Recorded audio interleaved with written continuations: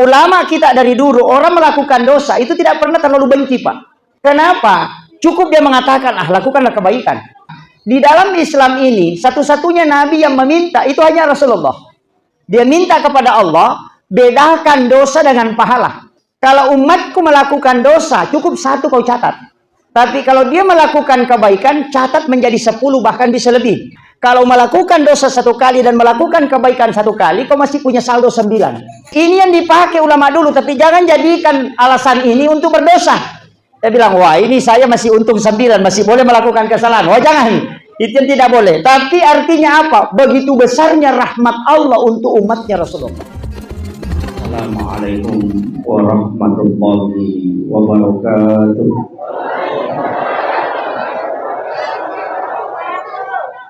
Alhamdulillahirabbil alamin. Wassalatu wassalamu ala asyrafil anbiya'i wal mursalin. Sayyidina wa maulana wa habibina wa syafi'ina wa ala alihi wa ashabihi wa sahabatihi ajma'in. Allahumma salli ala sayyidina Muhammadin tibbil qulubi wa dawaiha wa afiyatil abdani wa shifaiha wa nuril absari wa liyaiha wa ala alihi wa sahbihi wa sallim. Waqala ta'ala fi kitabihil karim wa huwa asdaqul qa'ilin. A'udzu billahi minasyaitonir rajim. Bismillahirrahmanirrahim. Tabarakalladzi biyadihil mulku wa huwa 'ala kulli syai'in qadir. Alladzi khalaqal mauta wal hayata liyabluwakum ayyukum ahsanu amala wa huwal 'azizul ghafur. Yang kami muliakan dan kami taksimi orang tua kita, para alim, termasuk kakanda dan sekaligus guru saya, dan seluruh tamu undangan, para pejabat pemerintah dan keluarga besar almarhumah. Alhamdulillah, syukurillah, tidak terasa malam ini adalah malam ke-100 berpulangnya ke rahmatullah almarhumah Dr. Anda Haja Siti Maryam. Saya termasuk salah satu penceramah yang mungkin senantiasa mengingatkan kepada orang supaya melaksanakan ziarah kubur, karena orang yang meninggal itu sebenarnya justru pandangannya tembus ke dunia. Makanya alam barzakh itu adalah alam di mana pandangan bisa melihat ke akhirat sekaligus bisa melihat ke dunia. Itulah sehingga kenapa ketika kita menziarahi orang yang meninggal itu persis sama adab yang diajarkan untuk orang yang hidup. Ketika kita masuk ke kuburan, kita diminta oleh Nabi mengucapkan salam. Assalamu alayka ya ahlal kubur. Itu persis sama ketika kita datang ke rumah orang dengan mengucapkan salam. Yang kedua, Nabi meminta kita untuk melepaskan sandal, dan itu persis sama ketika kita datang ke rumah orang. Kemudian yang ketiga, Rasulullah melarang kita untuk melangkahi batu nisan, dan dia melarang kita untuk duduk di atas batu nisan, untuk menghargai atau adab kita kepada si mayit. Aturan ini berlaku untuk orang meninggal, dan itu juga berlaku untuk orang hidup. Kenapa? Karena orang yang meninggal itu justru tajam, pendengarannya lebih tajam dibanding dengan orang yang masih hidup. Makanya ketika Rasulullah mengucapkan salam ketika dia masuk ke dalam kuburan, Amirul Mukminin Umar bin Khattab adalah salah seorang sahabat Nabi dan Khulafaur Rasyidin yang menggunakan porsi akalnya memahami agama dengan mengatakan, apakah mereka mendengar ya Rasulullah? Apa kata Nabi? Wahai Umar, lebih tajam pendengarannya orang yang meninggal daripada orang yang hidup. Cuma engkau tidak mendengarkan dia menjawab, Karena dia menjawab dengan ruhnya, bukan dengan jasadnya. Makanya Bapak Ibu sekalian, almarhumah itu melihatnya. Makanya guru Profesor Dr. Quraish Shihab ketika dia mengangkat salah satu hadis Nabi dan mengatakan bahwa ada orang tua yang di alam kuburnya itu menangis melihat anak-anaknya di dunia karena dia tidak sholat. Itu hadis Nabi, Bapak. Makanya saya sampaikan, dan ini sering memang saya ingatkan, bahwa berziarahlah kepada orang yang sudah meninggal, keluarga kita, orang tua kita, saudara kita, ziarahi, guru-guru kita, ziarahi makamnya. Dan waktu ziarah yang terbaik kalau anjuran Nabi adalah di malam Jumat, walaupun mungkin kita masih berat. Makanya makam-makam para wali yang ada di Jawa itu ramai di malam Jumat. Karena memang sebenarnya sunnah ziarah itu adalah malam Jumat. Karena ruhnya orang yang meninggal itu dikembalikan oleh Allah ke kuburnya setiap malam Jumat. Makanya Nabi sekitar jam 11, jam 12 malam itu ke pekuburan. Nanti menjelang subuh baru pulang. Setelah dari ziarah, itu dia melaksanakan sholat subuh, dia membaca 2 surah. Yang pertama adalah surah Alif Lam Mim Tanzilu. Kemudian yang kedua adalah Al-Insan.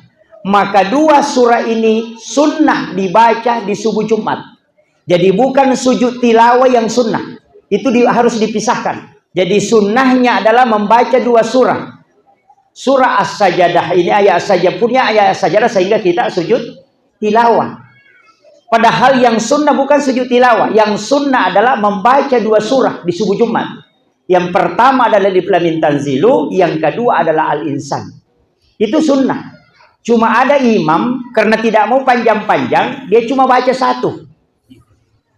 Hanya membaca Alif Lam Mim Tanzilu tanpa membaca Al-Insan. Ulama fikih ada yang berpendapat bahwa ketika ada orang sholat subuh di subuh Jumat hanya ingin sujud tilawah, maka itu sholatnya batal.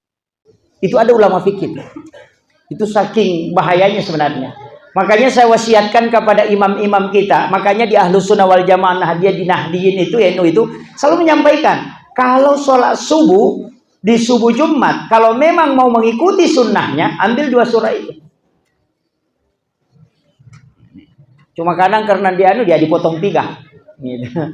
Kemudian saya wasiatkan bahwa dalam hidup ini, kenapa kita penting menziarahi orang meninggal? Itu sebenarnya untuk menambah iman. Napa tambah tepat? Kenapa bisa bertambah iman? Ya kalau ziarah seperti ala Rasulullah, pasti iman bertambah, Pak. Datang tengah malam di malam Jumat, pasti bertambah iman. Sendirian lagi, tidak ada yang mendampingi. Duduk di kuburan sendirian, iman pasti bertambah. Karena kita akan mengatakan, nanti kalau aku wafat, pasti begini. Cuma kita ziarah kubur, marombongan, baru selfie.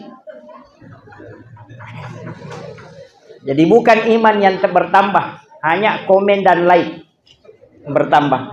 Kadang-kadang orang sekarang Pak begitu, punya masalah langsung masuk ke Facebook. Iya, ada masalah langsung masuk ke Facebook. Lalu di Facebook minta doa.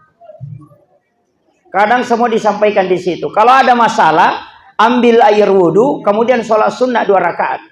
Karena doa yang tidak pernah menunggu waktu, itu hanya sholat. Ini yang saya penting sampaikan. Kenapa Rasulullah setiap ada masalah yang dihadapi, pasti dia melakukan sholat. Karena semua perbuatan yang ada di muka bumi ini, satu-satunya ibadah yang tidak bisa ganda, itu cuma sholat. Kalau orang puasa, itu masih bisa nonton TV. Puasanya tidak batal. Tapi kalau orang sholat nonton TV, pasti batal.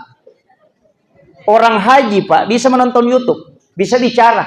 Tapi kalau orang sholat, tidak mungkin. Dan satu-satunya ibadah yang menggabungkan 4 dimensi itu hanya sholat. Tidak mungkin bisa dikerjakan tanpa ada wudhu. Dan tidak mungkin bisa dikerjakan tanpa menghadap ke Baitullah. Dan tidak mungkin bisa dikerjakan tanpa menutup aurat. Itu kan salah kalau kita keluar dari situ. Makanya ibadah yang langsung kepada Allah dan tidak pakai perantara itu hanya sholat. Makanya kalau Bapak lakukan perjalanan, misalnya mau ke Jakarta, melaksanakan sholat, berdoa musafir, Bismillahi tawakkaltu 'alallahi la haula wala quwata illa billah. Kalau kita berangkat hari Senin, itu malaikat lapor hari Kamis. Berdoa hari Senin, itu hari Kamis baru dilapor. Tapi kalau Bapak Ibu sholat, pada saat dikerjakan, itu langsung sampai. Kenapa ada doa musafir, ada sholat sunnah musafir? Tidak cukup ke doa musafir. Karena kalau doa itu menunggu waktu. Tapi kalau sholat itu tidak menunggu. Maka semua masalah yang dihadapi, laksanakan sholat. Karena sholatlah yang tidak menunggu waktu. Tidak tertahan itu. Kan malaikat melapor hari Kamis. Toh? Makanya Nabi puasa di 2 hari itu, hari Senin, sebagai tanda kesyukuran. Karena semua peristiwa yang Nabi bersyukur, pasti dia puasa. Makanya puasa Asyura itu puasa syukur. Karena Nabi diselamatkan oleh Allah. Nabi Musa diselamatkan oleh Allah, makanya Nabi berpuasa. Sebagai tanda kesyukuran. Nabi berpuasa hari Senin karena Nabi bersyukur hari Senin dia lahir. Jadi semua peristiwa yang disyukuri Rasulullah pasti puasa. Cuma kita umatnya, semua peristiwa yang kita syukuri, kita makan. Iya, kan begitu. Kalau syukuran kan makan, traktir orang. Makanya sebenarnya tanda kesyukuran itu puasa. Tapi itu salah satu. Tidak usah diprotes bilang, wah kalau begitu Pak Ustaz salah. Tidak salah. Karena orang yang bersyukur itu bisa dengan sedekah. Makanya mentraktir orang itu ya sedekah juga Pak. Satu-satunya ibadah yang paling lama pahalanya itu sebenarnya kalau kita ambil dimensi cepatnya itu makanan. Karena 40 hari baru habis di dalam perutnya orang. Dikasih makan 1 kali itu 40 hari baru habis. Makanya kita sebenarnya di Ahlus Sunnah, setiap ada orang meninggal, kita bikin acara. Malam pertama, malam kedua, malam ketiga, malam ke-7, malam ke-40, malam ke-70, malam 100, dan malam 1 tahunnya. Setiap 1 tahun kita katakan haul. Kenapa? Karena itu untuk sedekahnya diniatkan pahalanya untuk almarhum atau almarhum. Itu kan 40 hari tidak habis di dalam perutnya. Dan setiap orang melaksanakan ibadah yang sudah diberikan makanan itu menjadi doa di sisi para malaikat. Makanya kalau mau cepatnya doanya mustajabah, sebenarnya sedekah makanan Pak. Nanti orang yang mendoakan kita. Kalau kita panggil orang sholat, kalau selesai sholat, nanti sholat berikutnya baru harus kita panggil lagi. Tapi kalau makan hanya sekali itu 40 hari itu masih dapat. Makanya sedekah kalau mau ambil yang paling banyak, paling cepat, itu sebenarnya memberi makan. Makanya mentraktir orang itu Pak sunnah yang bagus. Tuh, dan pahala kalau orang mau dianggap baik, itu Pak rajin sedekah saja. Ya kong ka parema 10 tahun manca di parema, napa to 5 sedekah 5 ngaso, pasti maka dia tahu kanja pada 10 tahun manca kita kalasi. Iya. Makanya caleg itu Pak, biasa kalau mau pemilihan langsung bagi-bagi, langsung dianggap orang baik pada 5 tahun dia nang kanubak. Iya. Itu tidak salah. Betul Pak. Nah sebab memang ya komeki yang nggak tahu makanja, oko pada tarupa tahu tanya sempajang. Jarang orang yang rajin sholat dianggap orang baik. Tapi ya komeki langsung yang nggak tahu makanja, abas sakit. Ya itu. Ya nang tahu mabasa, namo tahu kalasi ko mabasa ya satu tahu kanja. Iya itu. Iya betul Pak. Kenapa? Kenapa? Karena memang begitu. Ina tu ampai ya tu mabasa ya Pak, napo ada tahu. Tapi si balikanna orang kikir itu dibenci betul. Onro de cecana te tahu seke, namo tahu seke cecatoy. Iya. Orang kikir saja tidak suka sama orang kikir. Tapi kalau kita ngaji tasawuf Pak, sebenarnya kikir itu tidak ada. Dibuka di bab tasawuf itu tidak ada kikir. Kalau Bapak Ibu belajar tasawuf sampai 50 tahun belajar tasawuf itu tidak pernah menemukan bab itu bab kikir, tidak ada. Yang ada di dalam tasawuf itu bab tamak. Kikir tidak ada. Alasannya apa? Rezeki itu sudah dicukupkan dan dilebihkan. Tidak ada orang kurang rezekinya. Makanya dipakai bab tamak, bukan bab kikir. Karena sebenarnya tidak ada orang kikir. Yang ada itu orang tamak. Jadi aku nggak tahu maka masih kaya anu, iku magala nilau. Iya. Begitu. Iku nggak tahu maka kak di bali bola aku, iku itu magala nilau pai mo sama seke. Iya. Kau selalu katakan ini kikir, padahal kau yang selalu minta. Coba tidak usah minta, makanya tidak kikir. Itu makanya di dalam tasawuf itu tidak ada bab kikir, yang ada adalah bab tamak. Karena Allah sudah cukupkan rezeki kita, tidak usah minta. Itu yang anunya. Tapi itu sisi ekstrimnya. Kemudian saya kasih tahu begini, bahwa di dalam perjalanan kita ini Bapak Ibu sekalian, ada beberapa poin yang saya sudah sampaikan saat ceramah dulu di sini, tapi ada beberapa hal yang sangat titik beratkan. Dulu saya sudah kasih tahu pahala-pahala khusus. Dibicarakan tentang sholawat, saya ingin kasih tahu begini. Kenapa sholawat itu istimewa, Pak? Sebenarnya kan ada 3 ibadah itu yang istimewa betul. Yang pertama istighfar, itu istimewa. Kenapa? Karena pasti sampai kepada Allah. Karena istighfar itu tidak ada untuk yang lain, pasti Allah itu.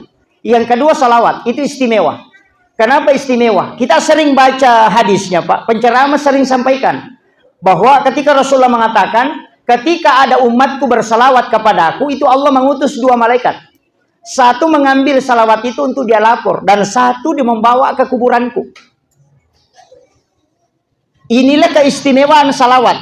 Tidak ada ibadah yang itu terbagi 2 dan punya rekening 2 tempat, itu kecuali salawat. Ada rekening masuk ke Rasul, ada yang dilapor ke Allah. Yang dilapor ke Allah itu dibalas 10 dengan para malaikat. Yang dilapor kepada Rasulullah itu Rasulullah simpang. Dari situlah nanti kenapa ada syafaat. Karena Nabi akan membuka salawat kita ketika di yaumil mahsyar itu.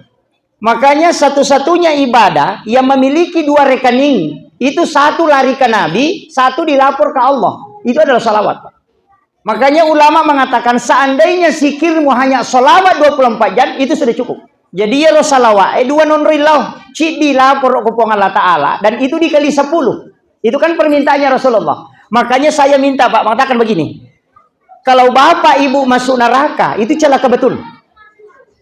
Ya pertama kira naka, macilaka tongangi. Kenapa? Ulama kita dari dulu, orang melakukan dosa, itu tidak pernah terlalu benci, Pak. Kenapa? Cukup dia mengatakan, lakukanlah kebaikan. Kenapa?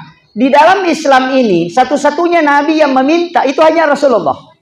Dia minta kepada Allah, bedakan dosa dengan pahala. Kalau umatku melakukan dosa, cukup 1 kau catat. Tapi kalau dia melakukan kebaikan, catat menjadi 10, bahkan bisa lebih. Kenapa? Kalau melakukan dosa 1 kali dan melakukan kebaikan 1 kali, kau masih punya saldo 9. Coba. Kan begitu? Jadi ya kau maki buah kau dosa cidi, maki buah kau ibadah sidi, 10 palan kebaikannya, sidi dosana, keburukannya. Berarti kau dapat bonus 9. Masih ada bonusmu 9, walaupun sudah sama. Nah, orang yang masuk surga itu, Pak, siapa yang lebih berat timbangan kebaikannya daripada keburukannya, maka dia masuk surga. Kan itu kuncinya. Makanya Rasulullah minta, jadikan umatku umat pilihan, maka aku mohon kepadamu, kalau dia melakukan dosa, cukup kau tulis 1. Tapi kalau dia melakukan kebaikan, maka jadikan 10. Makanya disebut man jaa bil hasanati falahu asru amsalihha. Kalau dia melakukan 1 kebaikan, itu dicatat 10. Makanya Bapak, kalau melakukan dosa, kemudian melakukan kebaikan, Bapak masih untung 9 pahala, Pak. Gitu. Makanya saya bilang, celaka betul kita. Ini yang dipakai ulama dulu, tapi jangan jadikan alasan ini untuk berdosa. Saya bilang, wah ini saya masih untung 9, masih boleh melakukan kesalahan. Wah jangan, itu yang tidak boleh. Tapi artinya apa? Begitu besarnya rahmat Allah untuk umatnya Rasulullah. Lain lagi yang lain-lain, toh kan masih banyak. Saya sering buka-buka itu Pak hadis, ngaji ke ulama, karena saya sendiri itu tidak berani kalau baca hadis langsung terjemahkan, tidak berani.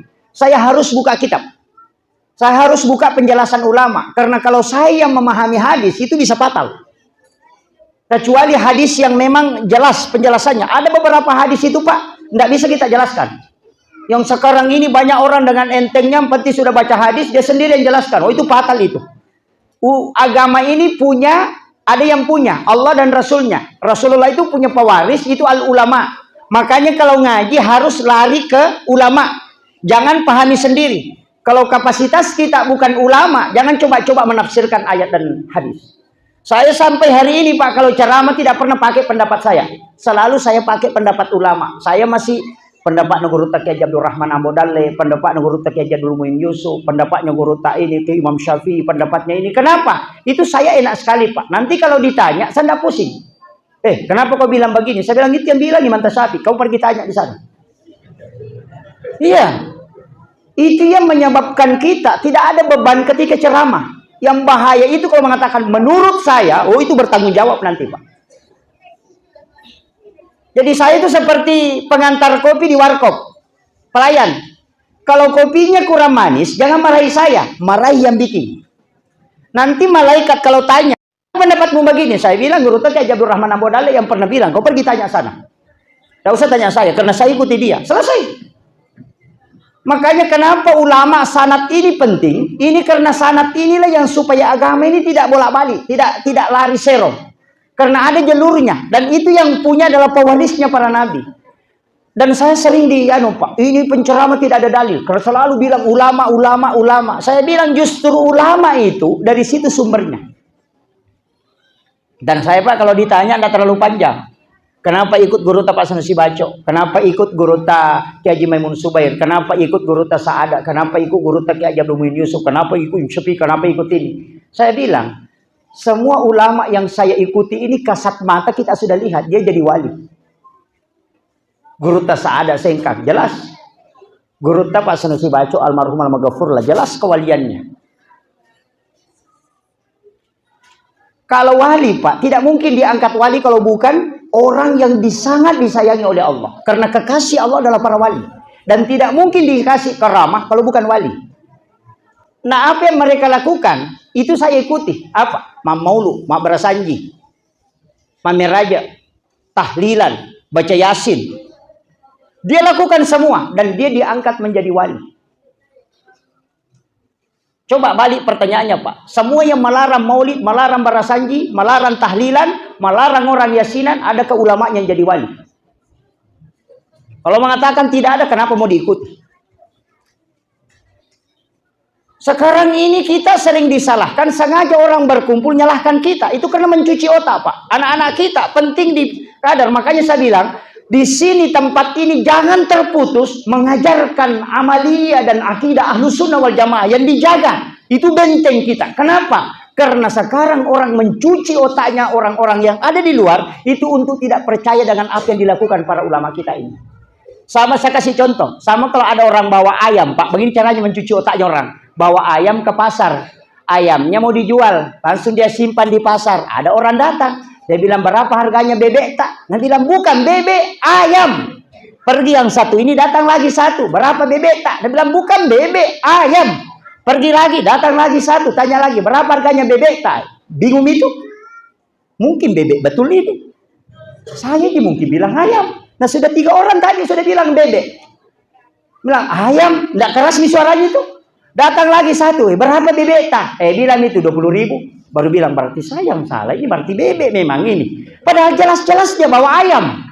Beginilah akidah ulama kita dari dulu. Jelas-jelas itu bersambung semua. Kenapa sepakat ulama semua ini tidak melarang maulid, tidak melarang Berasanji, tidak melarang haul, tidak melarang tahlilan. Justru memerintahkan. Tapi kenapa ada yang datang? Salah ini, salah ini, salah. Itu untuk membuat kita bimbang. Ketika banyak membaca mengatakan salah, ditinggalkan. Itu memang pekerjaannya. Makanya harus dibentengi, Pak. Ya, ini saya harus kasih tahu. Makanya saya bersyukur kalau masih diamalkan itu. Jadi ini kan caranya mencuci otak. Anak-anak saja, tidak usah jauh, Pak. Ya kong kata Loki bolana. Teruntuk kada malah salah sakit je Twitter na sahade medisi muka. Sehat-sehat ang kasih tahu boleh. Ai mawiya-wiya ki je wita malah salah sakit kapan? Apa ni tahu maka malah salah sakit masaman ni itu. Itu. Iya.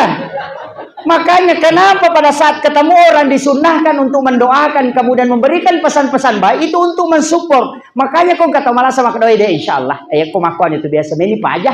Itu supaya termotivasi. Itu disunnahkan oleh Nabi. Aja tak ada makuan itu biasa telaba nih kumak itu. Kan itu nih. Artinya dalam agama ini perlu itu. Jadi kita sebenarnya ini Pak berjalan enak sekali. Makanya saya selalu mengatakan begini. Saya itu ceramah tidak pernah mengeluarkan pendapat pribadi. Tidak bisa. Kenapa? Karena saya bukan kapasitas ulama. Saya hanya khutbah. Makanya kalau ditanya, dari mana kau ambil? Saya ambil dari ulama ini. Selesai. Karena mereka itu baca hafal ribuan hadis. Begitu. Guru-guru kita, kenapa itu betul-betul berdiri menjadi tameng? Kenapa disalahkan ini? Harus jalankan. Kenapa? Karena tahu. Yang sekarang ini kan bahaya, Pak. Jadi silangan itu. Dan mereka itu dulu belajar. Dia belajar ilmu ke ulama. Bukan ke YouTube. Ke ulama. Ngaji dulu di hadapan ulama, belajar di depan ulama, itu ilmunya pindah, adabnya masuk, akhlaknya ketemu. Tapi belajar di YouTube, ilmunya pindah, akhlaknya tidak pindah. Kenapa banyak orang pintar, Pak, tidak berakhlak, tidak beradab? Itu gara-gara ngaji, itu ongkang-ongkang kaki. Karena ngaji di YouTube itu, Pak, bisa tidak pakai celana. Tapi kalau ngaji di depan ulama, berani tidak pakai celana, kan? Iya, makanya saya bilang, kenapa ilmu yang diambil dengan duduk di hadapan ulama itu berkah? Karena itu dengan adab. Makanya muncul sekarang banyak orang pintar tidak beradab. Kenapa? Karena mereka belajar di YouTube. Ini yang harus dianukan. Kita kan duduk di depan ulama, itu tunduk betul itu. Mereka tidak yang belajar itu. Makanya adik-adikku jangan ambil saja ilmu dari YouTube. Duduk ngaji di depan ulama itu penting. Karena adabnya itu penting. Berkahnya. Kemudian. Perjalanan ini. Dari alam ruh ke alam rahim. Alam rahim ke alam dunia. Dunia ini kan tidak lama. Makanya saya bilang. Kalau ada orang meninggal di umur 60-70 Pak. Bersyukur. Iya. Kenapa bersyukur? Itu Nabi yang panggil Pak. Rasulullah mengatakan likulli syai'in hasabi wa hasabi ummati baina sittina wa sab'in. Bahwa segala sesuatu itu ada batasannya. Umatku itu antara 60-70 tahun. Itu permintaannya Rasulullah. Makanya ketika ada di antara kita, keluarga kita meninggal di umur 60 ke atas, jangan tersedih. Kenapa? Itu Rasulullah yang memanggil. Memang Nabi yang panggil. Saya sudah sampaikan kemarin bahwa kenapa diminta itu Nabi tidak mau Pak kalau banyak dosanya umatnya. Makanya kan dia minta, tidak usah panjang umurnya umatku. Cukup 60-70. Tidak sama umatnya Nabi Isa, jangan ikuti itu. Saya tidak mau sampai 1000 tahun, sampai 700 tahun. Saya tidak mau ya Allah. Cukup antara 60-70. Kenapa? Nabi takut kalau berdosa, terlalu banyak dosanya baru mati. Jadi kalau umur 60 tahun main judi, Pak, paling tinggi 30 tahun main judi berhenti. Tidak bisa dilari. Ya. Kalau 1000 tahun, nah dia main judi itu sampai 900 tahun masih bisa main judi. Dari situ Rasulullah meminta pendekkan umurnya umatku. Sehingga ketika dia melakukan kesalahan, sedikit saja kesalahannya tidak lama kau hisap. Tapi permintaannya Rasulullah, karena umurnya pendek, waktunya sedikit, maka ibadahnya yang kau lipat gandakan. Itu coba Rasulullah sudah minta. Makanya kita ini umatnya Nabi bersyukur sekali. Cuma kadang kita ini tidak tahu diri Pak. Tidak tahu bahwa Nabi sudah kasih bonus-bonus itu tapi tidak diambil. Makanya saya bilang ambil itu bonusnya. Banyak sekali bonus. Makanya kitab catatan amal itu Pak bisa tercatat 10.000 tahun kita hidup. Padahal kita cuma hidup 60 tahun. Bisa. Jadi jangan biarkan kitab catatan amal itu tertulis hanya 60 tahun. Jangan.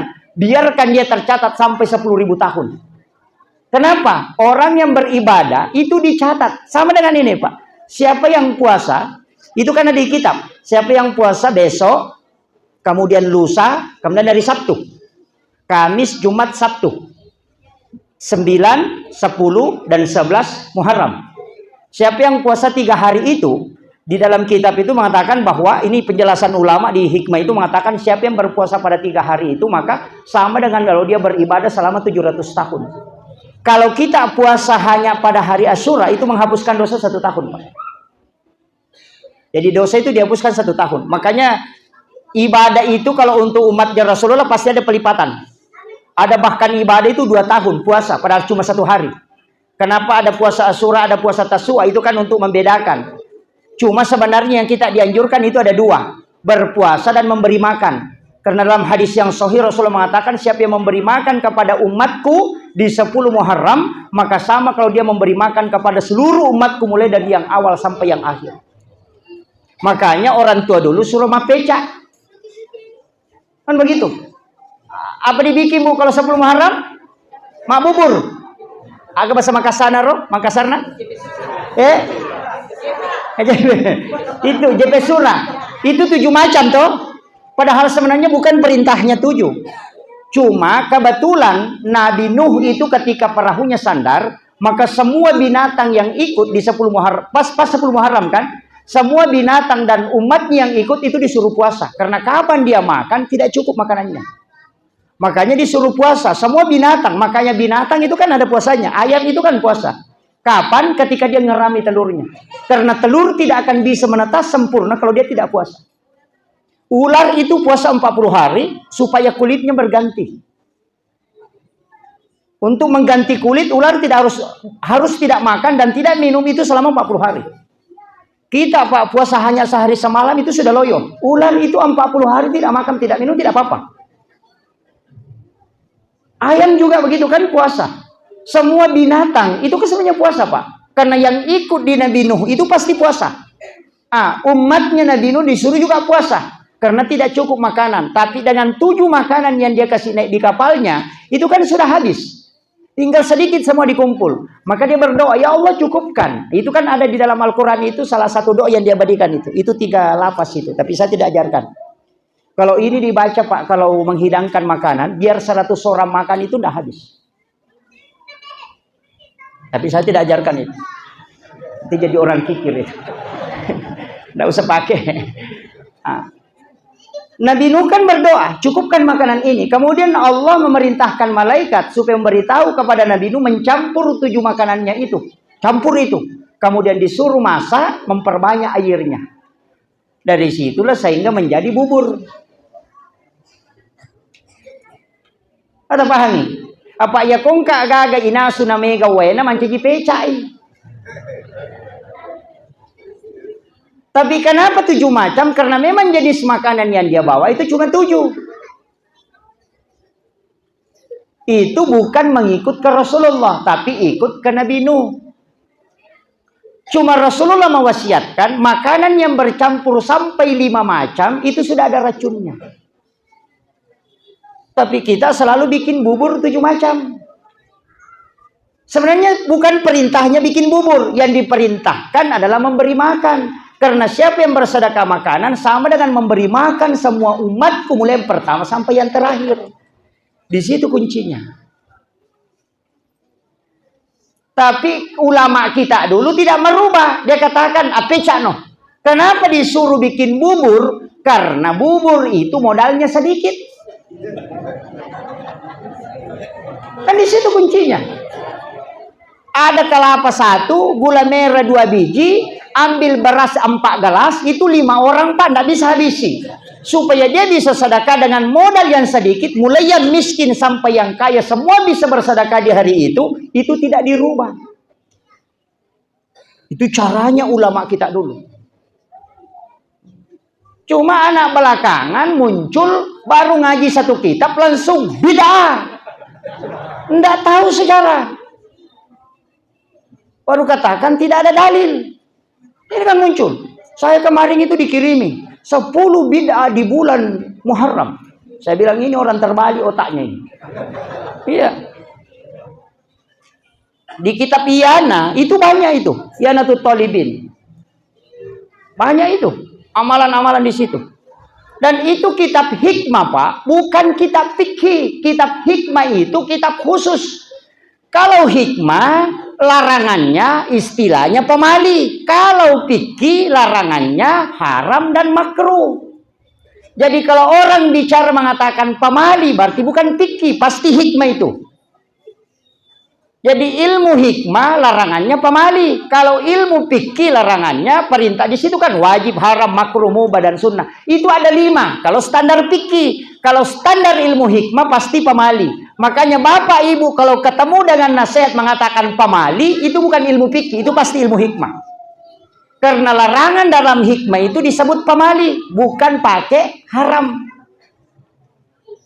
Ini yang harus saya luruskan. Makanya dia mengatakan pemali sandar di daun pintu.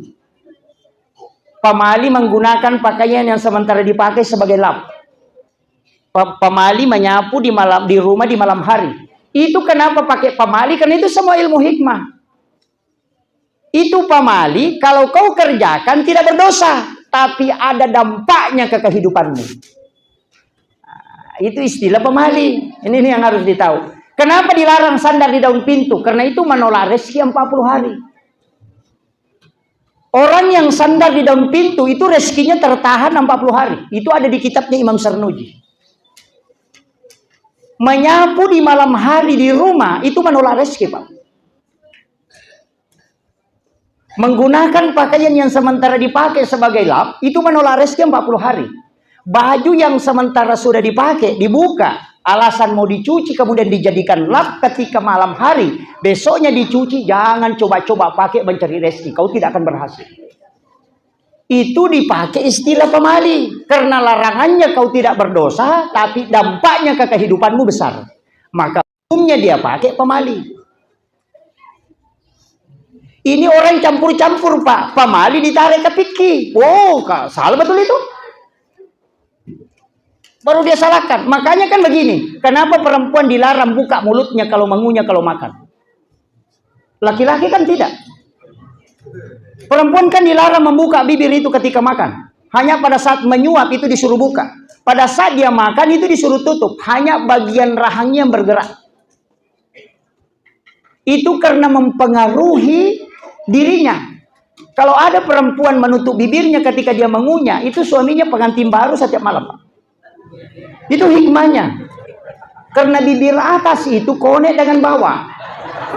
Itu sudah tahu. Kalau belum tahu itu, Pak, pusing betul itu. Iya.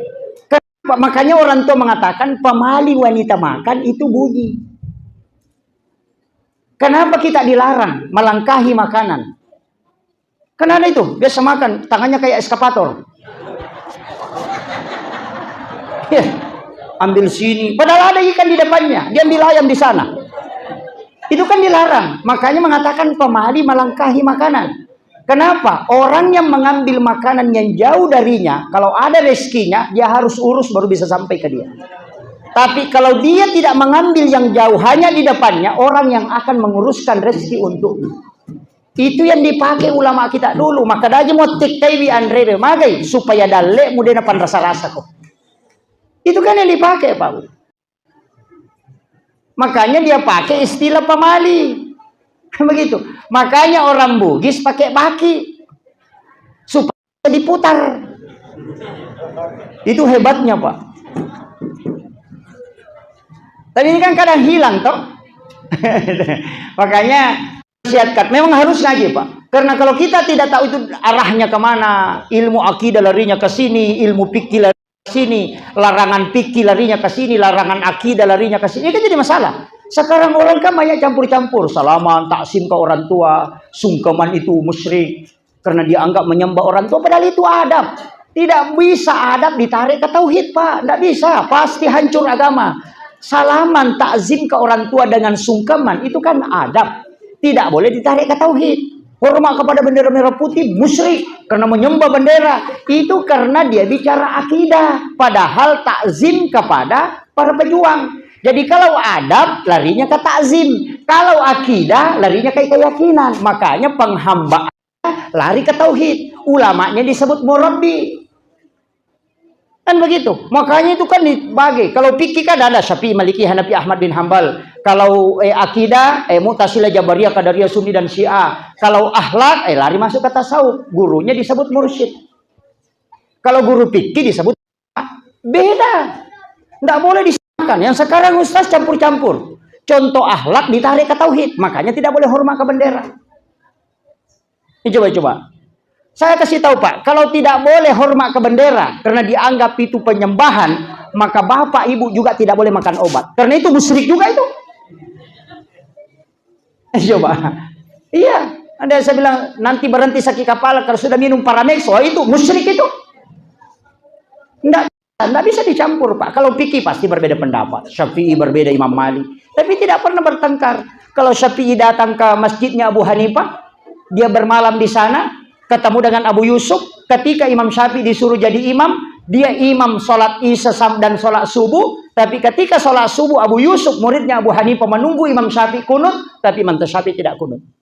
Tidak kunut subuh. Baru dia sujud, tidak sujud Sahwi. Selesai salam ditanya, kenapa tidak kunut? Nah, kau yang memerintahkan kunut. Kalau orang tidak kunut, sujud sahwi. Imam Syafi'i mengatakan, mana mungkin saya kunut? Masjid ini masjidnya Abu Hanifah. Abu Hanifah tidak kunut subuh. Yang ikut di belakang saya muridnya Abu Hanifah. Di depan sana ada kuburannya. Saya keliru karena saya tamu. Mana mungkin saya mau merubah yang ada di sini. Itu Imam Syafi'i, Pak. Kita datang ke masjidnya orang langsung mau jadi imam. Langsung kencang-kencang lagi. Padahal di sana lain adabnya. Makanya di mana-mana kalau saya disuruh jadi imam itu tidak pernah mau. Kenapa? Jamaah di sana berbaur dengan imamnya itu sudah tahu bagaimana lamanya baca Fatihah. Kalau saya datang terlalu lambat nanti dia menghayal apalagi yang dibaca Pak Ustaz ini. Makanya jangan coba-coba mengacaukan kondisi yang ada di dalam masjid yang sudah berjalan di situ. Sekarang ini kan banyak. Itu karena tidak ada adab. Nah ini. Tapi tidak ada jadi Makassar, Pak Di? Hah? Tidak ada jadi? Oh ya, alhamdulillah. Saya kasih resep, Pak. Dalam hidup ini, kehidupan itu sederhana. Jangan bikin sulit, Pak. Sebenarnya semua ibadah itu, Pak, ada resep gampangnya. Ada resep gampangnya. Begini, kadang-kala kita selalu mau ambil yang tinggi, baru kita dibawa. Tidak bisa. Makanya guru tekemui, ya kok anak manu, alengi beni, ya kindo manu, alengi berleh. Nih. Kalau anak ayam, ya kasih beras. Tapi kalau induknya, kasih jagung. Tapi jangan coba-coba kasih jagung ke anak ayam. Pasti dia tidak bisa makan. Sama dengan ilmu agama. Jangan kita mencari yang terlalu tinggi, menyusahkan diri. Kemudian sebenarnya posisi kita di bawah. Semua agama itu kan ada. Makanya itu selalu ada turunan. Makanya kan haji wajib, ada umrah. Syahadat wajib, sholawat sunnahnya. Kemudian sholat fardu ada, sholat sunat ada. Puasa wajib ada Ramadan, puasa sunnah ada. Sedekah itu sunnah, wajib zakat. Jadi ibadah itu kan selalu ada turunannya. Dalam kaidahnya pun itu selalu ada turunan, Pak. Saya kasih tahu begini. Orang kalau sholat, itu kan ada dua versi. Anta'budallah ka'annaka tarahu, fa illam takun tarahu, fa innahu yaraka. Nah, kita mau pakai anta'budallah ka'annaka tarahu. Padahal standar kita belum sampai ke situ. Kalau tidak sampai, pakai yang kedua. Fa illam takun tarahu fa innahu yaraka. Supaya kau tidak susah. Sembahlah Allah seakan-akan kau melihat. Itu yang kita mau pakai. Makanya kalau sholat Allahu Akbar. Lama sekali. Karena nanti mau terkoneksi ketika mau masuk masjid. Ulama yang terkoneksi 24 jam selalu tidak terlepas. Itu gampang kalau itu yang dipakai. Tapi kita yang belum pakai itu, makanya dipakai yang kedua. Fa illam takun tarau fa innahu yaraka. Kau yakin saja Allah melihat kamu. Selesai. Allah lihat saya ruku, Allah lihat saya bangkit, Allah lihat saya sujud. Itu yang paling gampang, tidak capek-capek naik. Coba, mana kan begitu? Kadang-kala kita sudah ngaji, nah ini Allah begini, baru stresnya karena itu yang dia mau pakai. Ulama kita dari dulu kan tanya, kau sudah kenal Allah? Oh, ini Allah banyak ada di atas. So, kalau ada di atas berarti kau yakin saja dia melihat kamu. Kan begitu. Kenapa ketika ada orang bertanya, fa'in Allah? Rasul mengatakan, wallahu alal arsis tawa. Belum keluar dari pintu masjid, datang lagi, fa'in Allah ya Rasul. Apa kata Nabi? Wallahu akrabu min hablil warid. Allah itu lebih dekat daripada urat lehermu. Dua pertanyaan sama, tapi jawabannya beda. Kenapa? Karena satu ahli fikih, satu ahli tasawuf. Yang ahli tasawuf dikasih tahu wallahu akrabu min hablil warid karena dia sudah terkoneksi. Yang kedua, yang pertama bertanya fa inna Allah disebut wallahu alal arsis tawa. Allah itu ada di atas karena kalau dibilang lebih dekat dari dalam dia bilang wah Allah ini banyak. Begitu. Saya kemarin sempat diprotes itu, Pak, ketika saya mengatakan biarkan nurnya yang masuk. Karena ada tempat dia bisa tempati di situ, nurnya masuk ke situ. Yang dia tidak ciptakan pada manusia tapi dia hembuskan wa nafahtu fihi mir ruh. Itu tidak diciptakan, Pak. Ruh itu tidak diciptakan, tapi dia dihembuskan, bukan khalaqah. Makanya di situ bisa kita terkoneksi.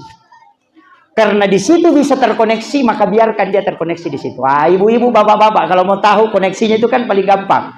Yang paling mudah itu mengkoneksikan, yakin melihat kita. Itu aja. Coba. Makanya takwa itu bukan, Pak, bukan takwa itu bahwa selalu mengingat Allah, tidak. Tapi takwa adalah selalu merasa diawasi oleh Allah. Itulah takwa. Karena kalau mau ingat, oh pasti lepas. Kau ingat ini muncul lagi, ingat ini muncul lagi. Tidak mungkin, pasti bolak-balik. Tapi kalau kau yakin dia melihat, pasti gampang Pak. Dia lihat saya ruku, dia lihat saya sujud, dia lihat saya sholat, selesai. Enak sekali itu. Daripada yang lain, Allah Akbar. Wah, pasti lari juga itu. Itu kan gampangnya istilahnya ada standar di bawah, ada standar maksimal. Kalau Bapak Ibu sudah sholat mengatakan, woi dengan kawak guru ya Pak Ustaz, saya tidak pernah belajar sholat Pak Ustaz, sedikit saja aku hafal, gampang. Yang penting mau sholat, hafal 5. Yang pertama Allahu Akbar, yang kedua hafal Fatihah, yang ketiga hafal syahadat, yang keempat hafal sholawat, yang kelima hafal salam. Kalau sudah hafal ini sholat makin. Karena itu yang wajib bacaan, Allahu Akbar, takbiratul ihram. Fatihah yang kedua wajib. Bacaan surah kan sunnah, doa iftitah sunnah, bacaan ruku sunnah. Yang wajib itu cuma rukunya. Bangkit dari ruku itu wajib, bacaannya sunnah. Sujud wajib, bacaannya sunnah. Duduk di antara dua sujud, bacaannya sunnah. Yang duduknya itu wajib, sujud kedua wajib, bacaannya sunnah. Tahiyat yang wajib dalam tahiyat itu tahiyat awal sampai salawat. Yang wajib secara adalah syahadat dan salawat. Salam ke kanan itu wajib, salam ke kiri itu sunnah. Kalau Bapak tidak hafal yang lain, cukup hafal yang 5. Allahu Akbar, baca Fatihah, kemudian ruku. Apa dibaca kalau ruku? Tidak usah ada dibaca. Yang penting sholat Pak. Karena gerakannya yang wajib, bacaannya sunnah. Kan begitu. Tahiyat syahadat dengan sholawat, kemudian salam ke kanan. Makanya ikut jadi makmum. Itu yang paling enak. Kalau sholat sendiri Pak, bebannya berat. Karena kita ditanya sendiri. Tapi kalau berjamaah, walaupun nanti ada pertanyaan sendiri, tapi bisa mengikut. Makanya dikatakan sholat jamaah lebih afdal daripada sholat sendiri. Kalau ada senter, Pak, 20 baterainya sama satu, mana yang terang? Pasti yang 20. Kalau senter satu baterainya mati, tidak mungkin menyala. Tapi kalau 20 baterainya ada mati, kasih simpan di tengah, masih menyala itu. Makanya kau ke Pak dari jamaah gimpe, aci pirap bawah nih. Kan begitu. Itu resepnya sebenarnya agama. Kalau kau tidak mampu sempurna sebenarnya, lari ke sini supaya kau bisa ikut sama-sama. Nah begitu. Makanya saf yang paling bagus itu di belakang imam. Kenapa? Tidak terganggu. Kemudian yang depan itu paling bagus sebelah kanan. Ashabul yamin itu didoakan malaikat. Tapi tidak bisa dipakai itu Pak. Bahwa semua yang bayar sebelah kanan, nanti kiri kosong. Atau diakali, imamnya dibawa ke sudut. Supaya semua orang sebelah kanan. Makanya ilmu mustahab tidak boleh masuk dalam ilmu hukum fikih. Karena dia masuk dalam keutamaan. Itu kan ilmu agama begitu Pak. Kadang orang bilang, oh ini yang paling utama. Sehingga semua yang di sini disalahkan. Oh itu jadi masalah. Ya, makanya Bapak kalau datang ke masjid, usahakan di sebelah kanannya imam. Itu tempat paling bagus Pak. Saf pertama di sebelah kanan. 7 orang ini di belakang imam, itu istimewa Pak. Tapi jangan coba-coba berdiri di situ. Jangan sembarang. Kalau imamnya salah, siapa yang mau ganti? Berani situ. Teman-teman datang di situ baru Sabtu Minggu masuk masjid, langsung berdiri di situ. Oh ini yang paling afdal. Sekalinya imamnya salah, balik begini. Bagaimana? Ini kan jadi masalah. Makanya agama itu kan ada aturannya juga. Ya, memang bagus di situ, tapi siapa dulu?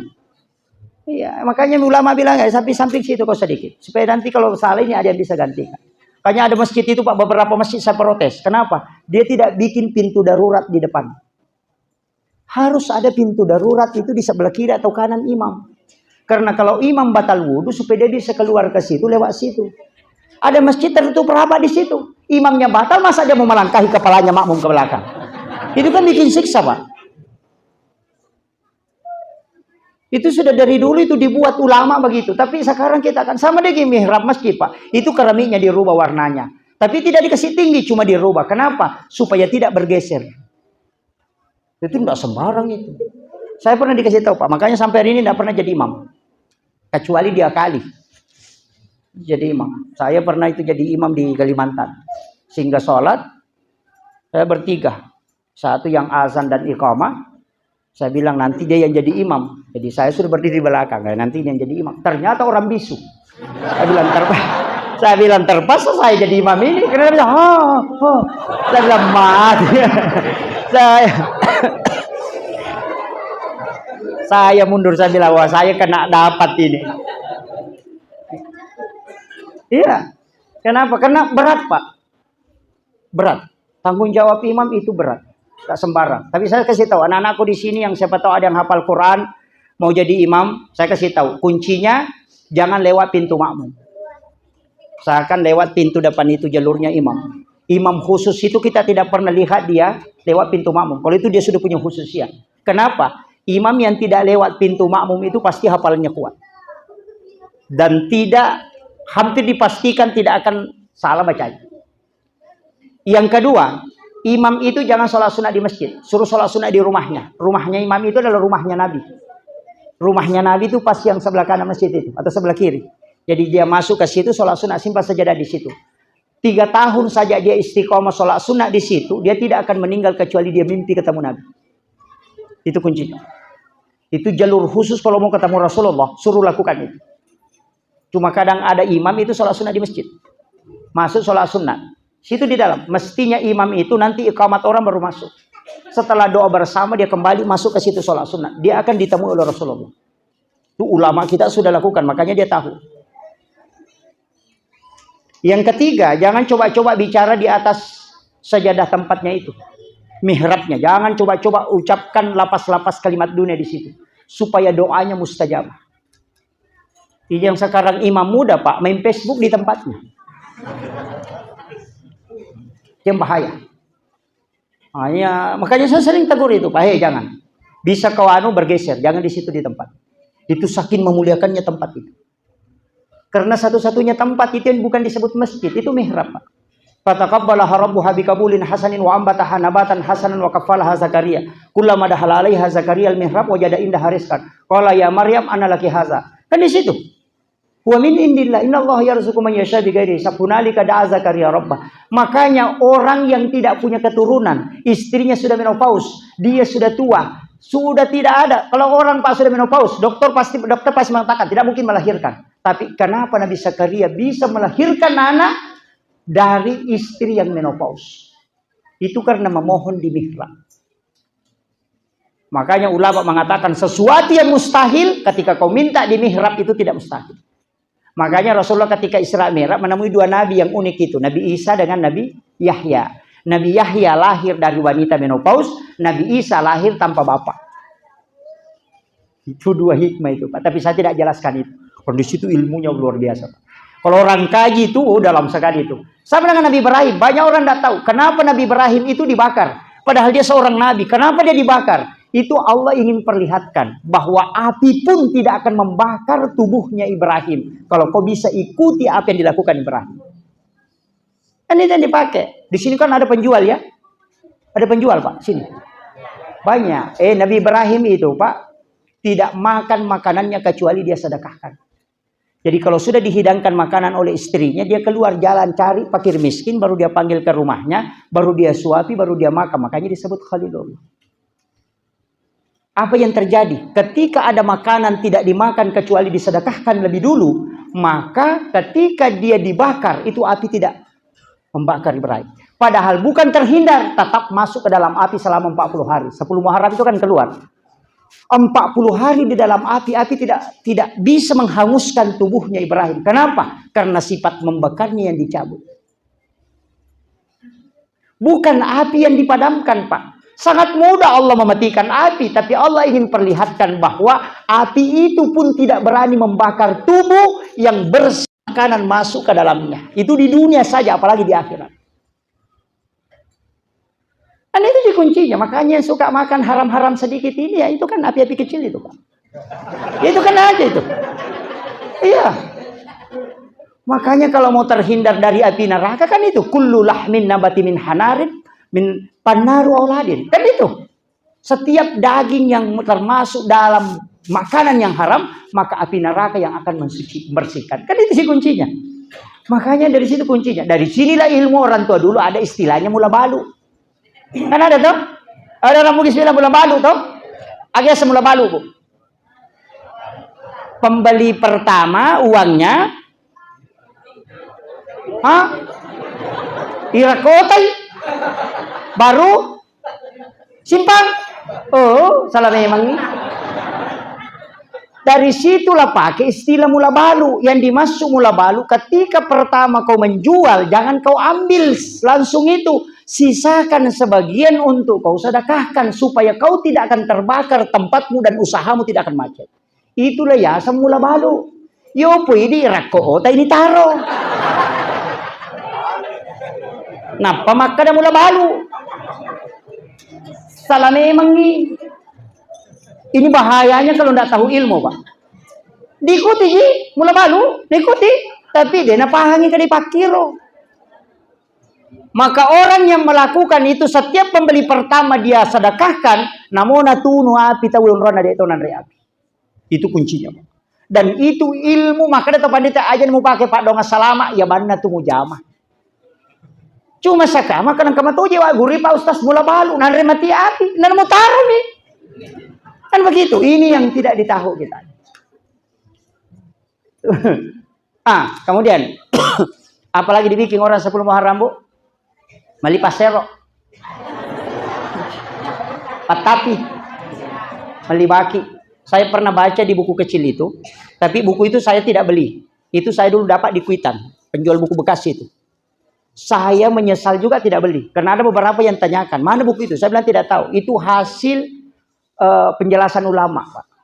Ada beberapa buku itu buku kecil, hanya 42 halaman kalau tidak salah. Saya baca itu, saya kaget, Pak.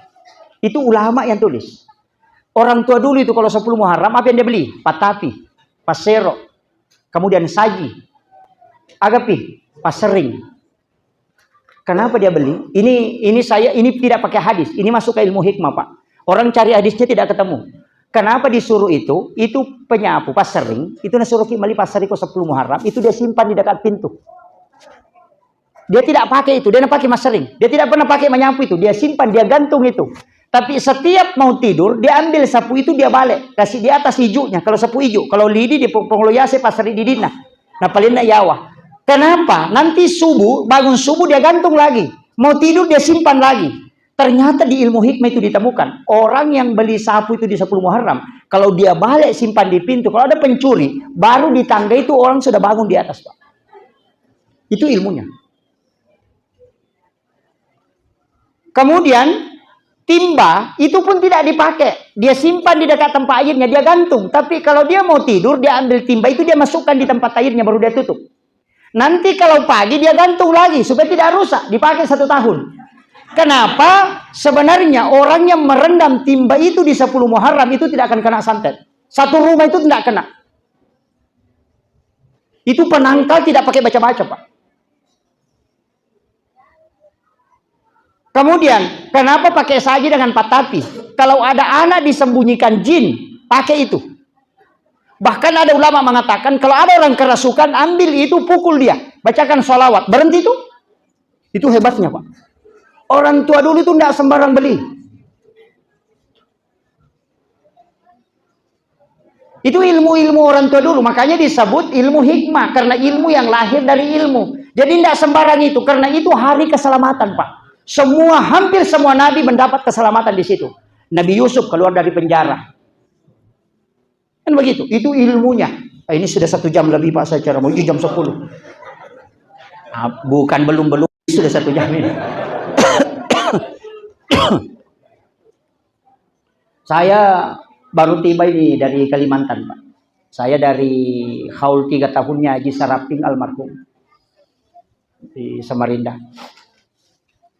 yang punya kapal Prince Soya itu. Jadi saya kasih tahu begini, bahwa dalam Islam ini begitu luas kajian ilmu, Pak. Jadi makanya kita ini jangan mudah menyalahkan. Orang tua dulu itu pintar sekali ilmunya. Ada satu ilmu itu yang saya pernah salahkan sampai berbolak-balik. Tapi Allah membukakan saya, kenapa saya bisa temukan dasarnya. Ini di kitab Tabaqatus Syadilatul Kubra. Saya bisa dapat itu. Oh ternyata ini, makanya saya lakukan kembali. Apa? Cermin di bawah ayunan itu. Ketika ada anak kecil diayunkan, biasa dikasih cermin. Atau pisau yang mengkilat. Itu dulu itu saya sampai marah-marah. Ini cermin disimpan di bawah, siapa yang mau pakai? Dia mengatakan itu penangkal. Apa penangkalnya di bawah? Ternyata itu ada Pak dianunya. ilmu jin itu ditemukan ulama bahwa cicak itu memang kan ada jin namanya Ummi Sibyan, itu yang bisa membunuh janin dalam kandungan. Makanya Nabi mengatakan siapa yang membunuh cicak dengan 1 kali memukul itu kan 150 hasanah. Kalau 2 kali baru mati itu tinggal 100. Kenapa berkurang? Karena dibolehkan membunuh tapi dilarang menyiksa. Kenapa? Karena di dalam cicak itu ada jin namanya Ummi Sibyan. Jin perempuan itu yang rambutnya panjang dan bisa membunuh janin dalam kandungan. Bahkan yang membuat tubuh anak bayi itu biru-biru, itu sebenarnya Ummi Sibyan. Makanya cermin itu adalah salah satu penangkal yang paling bagus. Ketika ada cicak terpantul dengan cermin, pasti jinnya keluar. Itu ilmunya itu, Pak. Makanya dia simpan cermin. Saya salahkan itu lama, Pak. Nanti ku tahu baru bilang, oh ya, mimpi kembali. Baru kan aku tahu. Makanya saya bilang ilmu orang tua dulu itu karena belajar sama wali. Kita kan tidak belajar. Aja belajar ini. Ulama-ulama kita seperti orang tua kita ini itu belajar sama guru tak itu luar biasa, Pak. Cuma kadang ulama kita begitu, dia tutup-tutup. Tidak buka-buka. Saya ini, Pak, mungkin penceramah yang paling sering membuka ilmu-ilmu seperti itu. Bukan karena saya bahwa ilmu ini tidak dimiliki orang. Banyak ulama kita tahu. Bahkan orang yang merantau ke Kalimantan, merantau ke mana itu sudah pelajari sebelum berangkat, Pak. Ilmu-ilmu batin itu, ilmu zikir, ilmu dia sudah pelajari. Cuma dia pelajari itu dari rumah ke rumah, dari guru ke guru itu, tapi tidak pernah buka. Tidak ada penceramah berani membuka. Padahal dia sebenarnya tahu. Kenapa? Saya buka alasannya yang pertama supaya ilmu ini tidak disalahkan orang. Kemudian yang kedua meluruskan yang salah paham. Karena banyak sempaja tepat tuh dia nak sempaja. Tadinya sempaja tepat tuh sempaja mapet tuh. Karena dia tidak sholat. Nah secuku maceng ama apa ya atas najaji. Nah tapi waktu cuku pasti runtuh ni ruku si Bapa Allah Taala upakado ni watakaleku selesai. Maka dah kau tadinya sempajasan itu tapakorok nih. Iya. Kan begitu. Nah, sebab memang Rasulullah kan mengatakan sujud itu bukan saja wajah, tapi seluruh yang ada dalam tubuh ini sujud. Karena lain sujud, lain sajid. Kadang kita itu kepala saja sujud. Pernah saya dapat Pak orang sholat cepat sekali, Allahu Akbar, Allahu Akbar. Saya tidak salahkan, langsung saya tanya, Pak kenapa cepat sekali sholatnya? Dia bilang, Pak Ustaz, saya itu tidak bisa khusyuk. Jadi kalau saya cepat, setan baru mau pengaruhi saya sudah berhenti. Bilang, ada juga alasannya ini ternyata. Iya, ketua lah sana. Iya, jadi saya tidak salah, saya cuma tanya. Woi, malah selesai itu nah. Woi, anak pesi rakang. Woi, selesai ini itu. Nah saya Pak, Ustaz, mau aku matengah kak madar dia nurut selesai peringat aku. Yo pokok cinampak merodu pakal tuang. Ina pesi tangan mek ganggu kak pajana. Enggak jatuh. Iya. Bila memang masing-masing mereka itu, makanya jangan cukup suka salahkan orang, Pak. Kadang-kadang alasannya itu Pak masuk akal juga. Saya bilang gini juga, dan bilang itu kayak Pak Ustaz Sinata yang namanya kulallahu logan rusuk deh. Iya. Baca Fatihah itu dia nama ada ulah buka mana Pak Ustaz. Yang penting maka ada si sambung di peringan raku aja nalese. Iya, tulia mi roja Ustaz aja nalese itu lu jaga nasa. Apa aku malampe, ai mana-mana angka motor rokok korong kanu. Oh, ada juga alasannya memang. Iya, jadi ya begitulah hamba Allah. Kemudian saya kasih modal Pak. Ini kan sebenarnya tadi yang hanya seputaran Muhammad. Saya kasih modal begini. Kita kalau mau selamat, itu Nabi sudah buka semua. Tidak ada di dalam kehidupan umat itu yang dibuka selebar-lebarnya. Dan semua rahasia Allah itu dia sudah buka. Kecuali kepada umatnya Rasulullah. Makanya ibadah itu kan ada yang disandarkan ke Nabi, ada yang disandarkan ke Allah. Sunnah itu disandarkan ke Nabi, yang wajib disandarkan ke Allah. Kalau Ibrahim itu tidak, ibadahnya cuma sandarannya ke Allah. Makanya kayak sesampainya sunnah, kesampainya perlu. Yang fardu itu kita mengatakan sholat kepada Allah itu karena Allah yang mewajibkan. Yang sunnah itu kan Nabi. Kenapa disandarkan ke Nabi? Pada semua ibadah kan lari kepada Allah. Itu karena kasih sayangnya Allah kepada Rasulullah. Makanya kita itu Pak, saya mengatakan pakai jalur itu. Di mana kita mau takut? Di mana kira-kira? Menjelang kematian takut? Jangan. Nabi itu sudah mengajarkan doa. Allahumma hawwin fi sakaratil maut. Baca saja itu Pak. Baca itu Nabi sudah buka. Yang kedua, di alam kubur kita takut. Kenapa takut? Nah Nabi sudah ajarkan. Itu doa alam kubur itu kan ada. Doa alam kubur. Kalau tidak bisa baca doanya pakai surahnya. Suratul Mulk. Orang yang baca suratul Mulk setiap malam itu jasadnya tidak rusak dimakan tanah. Itu dijaga betul itu. Dan itu adalah perisai dari asap kubur. Makanya disebut surah Al-Munji'ah. Ibu sesibuk-sibuk apanya main Facebook, hentikan kalau maghrib isya. Baca satu kali saja. Itu kuncinya. Itu sudah selamat. Pertanyaan mungkar nakir kita takuti, jangan takut. Sudah dibongkar Nabi, Pak. Marabbuka man nabiyuka. Tidak ada kalau orang mau masuk ujian dikasih tahu soalnya, Pak, pasti mudah di dalam. Kita belum masuk kubur sudah dikasih tahu soalnya. Kan begitu? Kan itu yang ditanyakan, marabbuka man nabiyuka. Dan ingat, ada orang itu ditanya seperti itu, Rasulullah mendampingi karena banyak salawat kepada Rasulullah. Itu pentingnya salawat, Pak. Nanti Nabi yang memberi syafaat. Kan itu kuncinya. Di mana lagi? Kita mengatakan di titian siratal mustaqim. Nah, Nabi sudah ajarkan ini yang kau lakukan supaya kau mudah melewati. Kan begitu. Di padang mahsyar ada yang dikasih naungan. Siapa? Orang-orang tertentu, Pak. Makanya amalkan itu. Makanya saya bilang, Bapak mengatakan, pahalaku sedikit Pak Ustaz, banyak dosaku. Nah, ada amalan sedikit tapi nilainya besar. Sholat sunnah awabin. 6 rakaat antara maghrib dengan isya. Itu kan sama dengan 12 tahun sholat. Kan begitu. Awabin dibikin lagi 2 waktu. Ujungnya duha dengan antar maghrib isya. Itu 2 waktu, Pak. Awabin itu ada 2 waktu. Puasa. Puasa apa? Tidak, saya cuma kuat puasa. Kalau kuat puasa ambil 13, 14, 15 disebut puasa muti. Nabi mengatakan sama kalau berpuasa 1 bulan penuh. Nah, itu gampang sekali. Mengatakan saya tidak bisa lagi tuh Pak Ustaz. Sedekah aja bisa, ada sedikit uangku. Sedekah saja, tapi jangan lihat uang berapa. Kalau lewat celengan tutup mata, tarik 1 lembar, masukkan ke situ, jangan dihitung. Itu Allah yang bilang. Siapa hambaku yang memberikan kepada aku tidak menghitungnya, saya pun akan membalasnya dengan tidak menghitungnya. Itu yang disebut dengan sedekah rahasia. Kalau ditarik 50.000 didorong lagi mas. Cari yang paling kecil. Nah, itu dihitung juga itu. Nah, begitu.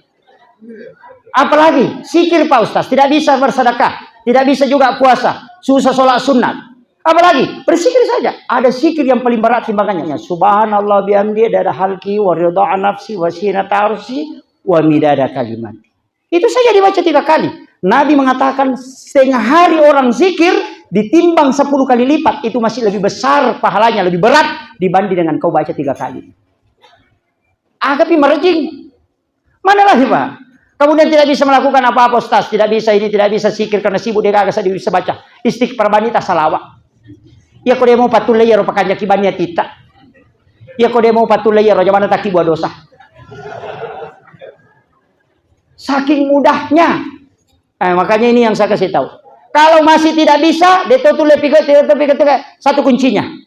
Doakan orang-orang alim. Doakan para ulama, doakan para wali. Insya Allah dia akan tarik kita. Itu aja Pak. Jadi ini itu kami makun rokok degaga tuh. Pemakna macila katonga kota makiranaka. Apalagi kalau sudah hadir begini Pak. Oh sudah. Ini majelis yang didoakan para malaikat. Makanan kalau tasoko sunnah matinro, taruh di matinro. Ya, kalau yang tidur itu kan malaikat protes itu kepada Allah. Ya Allah, itu hambamu yang kumpul di majelis, dia tertidur. Allah mengatakan, dia bersama orang-orang yang aku rahmati. Makanya aku rahmati dia. Makanya ulama kalau ceramah ada orang tidur, dia bilang jangan bangunkan. Kalau bisa kau kasih bantal dia. Karena satu-satunya ibadah perbuatan yang tidak berdosa itu cuma tidur, Pak. Iya, orang tidur itu tidak mungkin berdosa. Makanya an-naumu tarkul haram. Makanya orang Indonesia itu ulamanya selalu bilang, tidurnya orang berpuasa ibadah.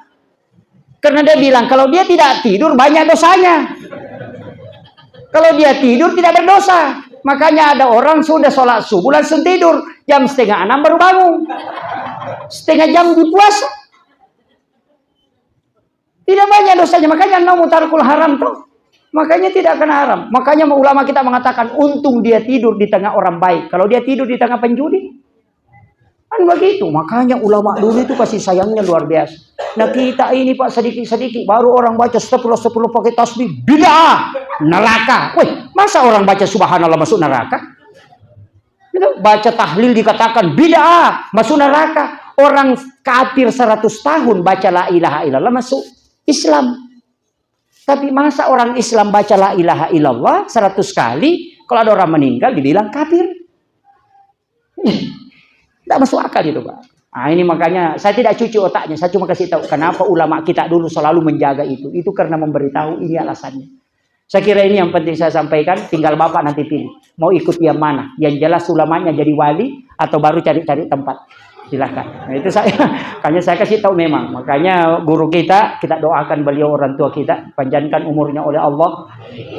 Termasuk adalah kekasih-kekasih Allah. Beliau kita bersyukur. Kita bersyukur di tengah-tengah kita ada orang yang diutus oleh Allah untuk di tempat ini. Dan itu tidak sembarang. Jaga beliau, doakan beliau, sering bersilaturahmi, minta nasihatnya. Selama masih ada orang-orang seperti beliau ini di tempat ini, insya Allah, kita akan terjaga. Itu yang banyak orang mau cabut Pak sekarang. Makanya saya wasiatkan, jaga tempat ini penuh berkah. Di sini tempat orang belajar agama, ini penuh berkah. Selalu dijaga oleh para malaikat-malaikat Allah. Itu penting. Dan ini adalah tolak bala. Di mana tempat ada orang mempelajari Al-Quran, maka itu malaikat bersam tempat ini. Seandainya bukan karena ada tempat begini Pak, sudah kacau di tempat. Kenapa? Penduduknya padat sekali. Stres orang kalau masuk. Iya. Tapi karena rahmat Allah masih menjaga tempat ini, karena ditempati untuk seperti hal ini, itu masih dijaga. Itu Pak kepala korangi atau mak guru agama Pak, simak na kampung. Simak na kampung. Jangan hilangkan. Itu wasiat saya. Jangan, kalau saya Pak, tidak usah terlalu dihargai apa. Saya datang hanya kayak begini, satu kali saja, 5 bulan, 6 bulan. Ulama-ulama kita yang di sini kita harus jaga. Guru-guru kita yang di sini yang harus kita jaga. Karena kalau orang mustahil itu sudah terlalu begini, jangan. Kita ini hanya sekali datang ke sini Pak. Kalau sudah pergi di mana kita mau belajar? Pasti sama beliau.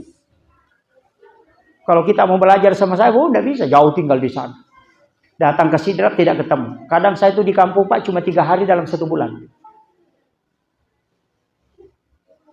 Makanya saya bilang kita bersyukur ada ulama kita tinggal di sini, guru-guru kita, itu penting. Minta nasihatnya, minta didoakan. Bersilaturahmi dengan para kekasih Allah itu terbaik.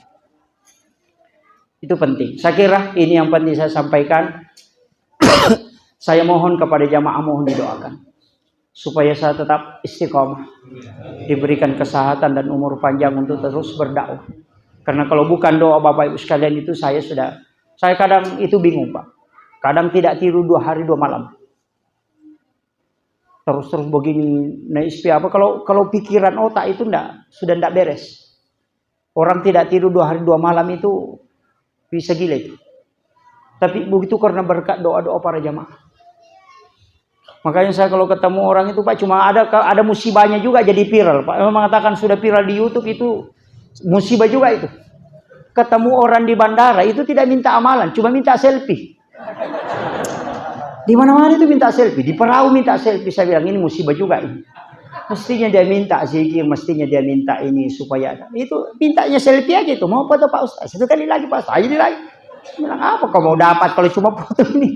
Itu makanya Bapak Ibu sekalian datangi ulama kita, minta amalannya, minta zikirnya, minta itu pasti tidak orang tidak sembarang.